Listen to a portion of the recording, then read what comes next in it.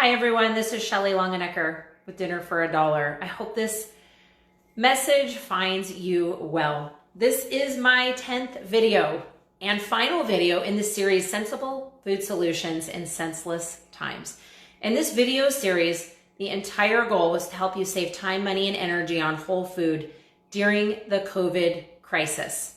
Because some of the strategies, let's face it, that we use year-round to save money on food simply don't apply right now. So I created this series to help you with strategies you can use right now during this critical time.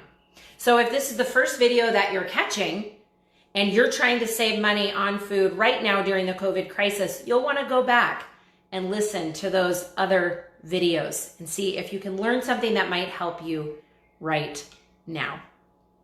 So my hope is that it's been a blessing to you, and I'm going to round this out today. So what's the 10th strategy?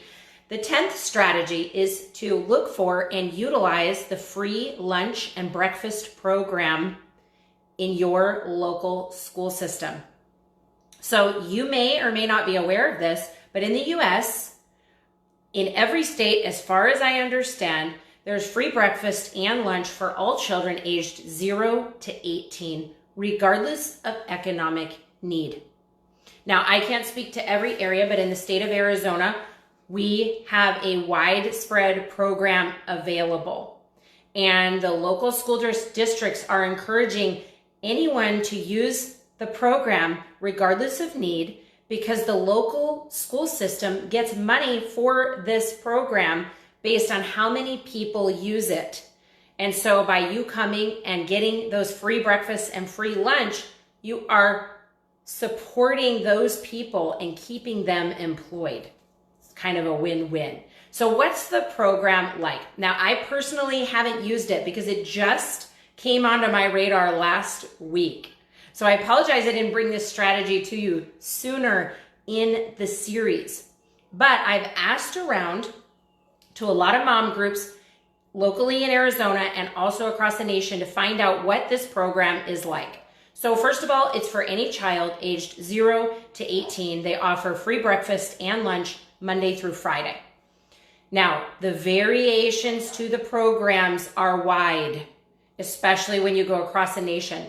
Some of the programs are daily pickups. Some of them are twice a week, and some of them are once a week. All of them, some of them require the children to be with you, and some of them do not. So definitely look in your local area, find out what the schedule is like, find out whether your kids need to be with you or not. In our area, in the state of Arizona, you can go anywhere you want. So you do not have to stay in your school district, go to your local school. And this is important to note because in the state of Arizona, what I have heard is that the variations in the offerings is wide from one school to the next, with some schools offering much better options than other schools.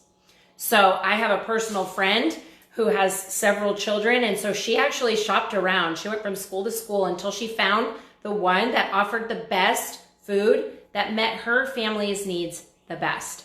So I've heard accounts all the way from highly processed, terrible food, moldy produce, to fresh, raw ingredients put in a box that you can take home and cook with, and then everything in between.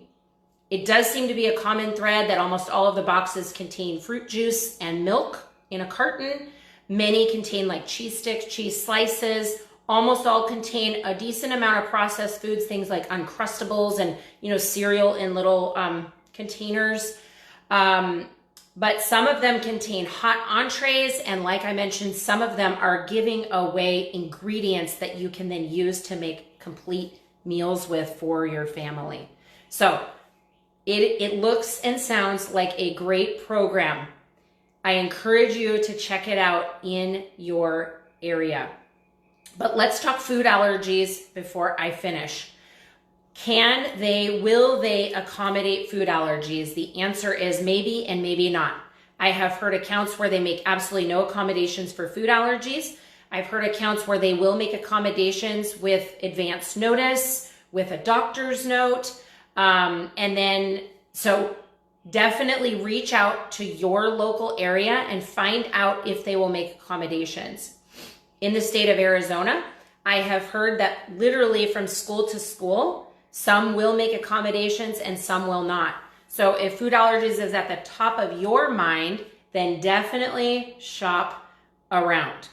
Okay, so I hope this has been helpful. This rounds out the 10 strategies that I shared with you to help you save time, money, and energy during the COVID crisis.